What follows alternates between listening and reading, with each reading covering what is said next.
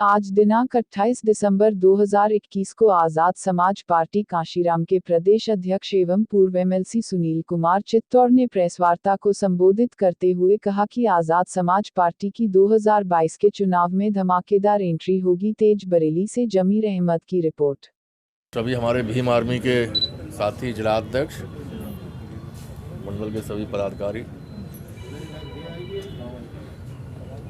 सभी प्रेस के साथियों, आज हम लोग काफ़ी लंबे समय बाद मिल रहे हैं। मैं यहाँ लगभग 8-9 वर्ष तक दूसरे संगठन में काम करता था, तब समय समय पर मुलाकात होती थी। तो अब इसके बाद हो सकता है हम नई साल में प्रवेश करें, तो सबसे पहले आप सभी साथियों को नव वर्ष की शुभकामनाएं। था बरेली मंडल के अपने संगठन की समीक्षा के लिए, चूँकि चुनाव नज़दीक है, 2022 में हम लोग प्रवेश करने जा रहे हैं।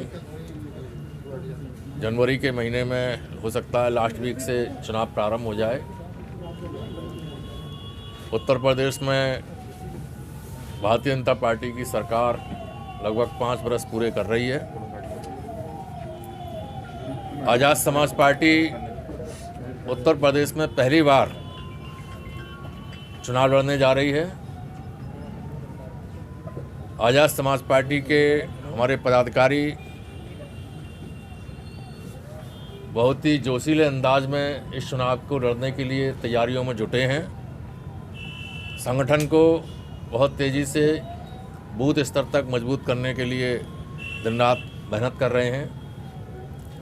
आजाद समाज पार्टी और भीम आर्मी, हमारे दोनों संगठन मिलकर काम करते हैं।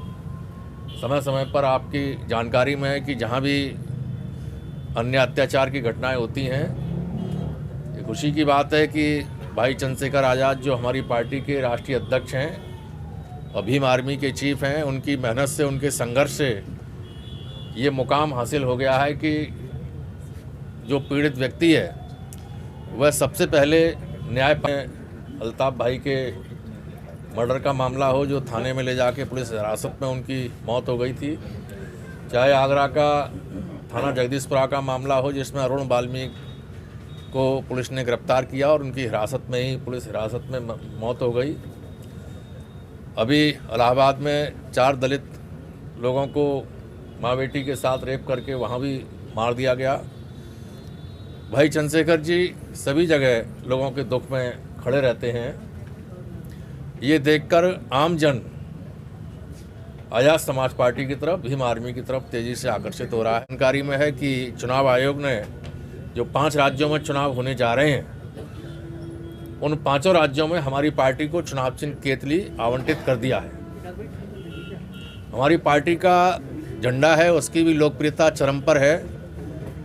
ऊपर और नीचे 2 नीली पट्टियां हैं, बीच में सफ़ेद पट्टी है। इस झंडे की पहचान उत्तर प्रदेश और देश के 26 राज्यों में अब तक पहुंच चुकी है। क्योंकि मैं तो उत्तर प्रदेश का अध्यक्ष हूं, सुनील कुमार चित्तौड़, आप मुझे जानते हैं, लेकिन मेरी जानकारी में है हमारे यहाँ राष्ट्रीय कोर कमेटी है।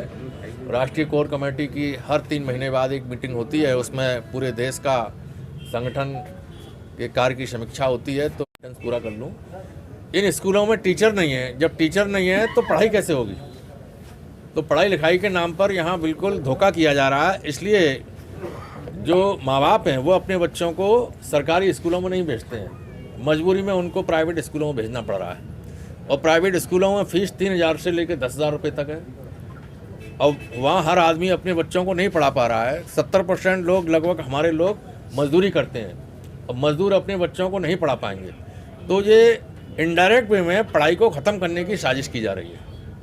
सर, गठबंधन को लेकर सबसे बड़ा सवाल ये है कि किसके साथ जा रहे हैं आप लोग? बहुजन समाज के हितों को ध्यान में रखते हुए माननीय राष्ट्रीय अध्यक्ष जी और हमारी राष्ट्रीय कोर कमेटी के लोगों ने ये निर्णय किया है कि हम, जहां हमारे बहुजन समाज के लोगों का हित है, जहां बहुजन समाज के लोगों के लिए सुरक्षा है, न्याय है, विकास है, ऐसी विचारधारा वाली पार्टी को हम लोग गठबंधन करने के लिए बातचीत करेंगे। हमारी बातचीत चल भी रही है। शीघ्र ही मैं समझता हूँ 3-4-6 दिन के अंदर ये आप सबके समक्ष पूरे उत्तर प्रदेश की जनता के समक्ष जो भी निर्णय होने जा रहा है आ जाएगा। सर बसपा क्या प्राथमिकता में है सबसे पहलू पर? सबसे पहले तो माननीय राष्ट्रीय अध्यक्ष जी ने और हमारी राष्ट्रीय कोर कमेटी ने यही निर्णय लिया और वो स्टेटमेंट भी दिया लगभग 1 महीने पहले माननीय राष्ट्रीय अध्यक्ष जी के द्वारा। आप जैसे बंधुवर हमारे पत्रकार साथियों ने पूछा माननीय राष्ट्रीय अध्यक्ष जी से, तो उन्होंने स्पष्ट कहा कि राष्ट्रीय कोर कमेटी ने ये निर्णय लिया है कि हम गठबंधन करेंगे तो सबसे पहले हमारी प्राथमिकता बहुजन समाज पार्टी है। अब चूंकि बहुजन समाज पार्टी की तरफ से कोई जवाब नहीं मिला है तो हमने ऐसा मान लिया है कि उनकी उत्सुकता हमारे साथ चलने की नहीं है। बसपा बिल्कुल शांत बैठी है, इस समय बिल्कुल फील्ड में नहीं है, तो ऐसे में आप अपने लिए कहाँ पाएंगे अगर गठबंधन करेंगे तो?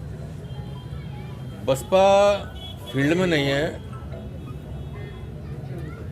अब ये ऐसा आप कह रहे हैं तो अच्छा है, नहीं है फील्ड में तो हम लोग बहुजन समाज के लोगों के दुख दर्द को दूर करने के लिए आज़ाद समाज पार्टी बना के उत्तर प्रदेश और देश के कोने कोने में हमारे लोग संघर्ष कर रहे हैं। हम लोग बहुजन समाज के हितों को ध्यान में रख के ही मैदान में आए हैं, क्योंकि माननीय बहन जी अब लगभग 60-67 साल की हो गई और ज़्यादा भागदौड़ करने की स्थिति में नहीं है। तो हर पार्टी के अंदर नए नए नेतृत्व पैदा हुए। माननीय मुलायम सिंह यादव जी जब बुजुर्ग हुए तो उन्होंने अपने बेटों को आगे किया। माननीय लालू प्रसाद यादव जी बुजुर्ग हुए तो उन्होंने अपने बेटों को आगे किया। माननीय सोनिया गांधी जी बुजुर्ग हुई तो उन्होंने अपने बच्चों को आगे किया। अब चूंकि बहन जी ने शादी नहीं की है तो ऐसी स्थिति में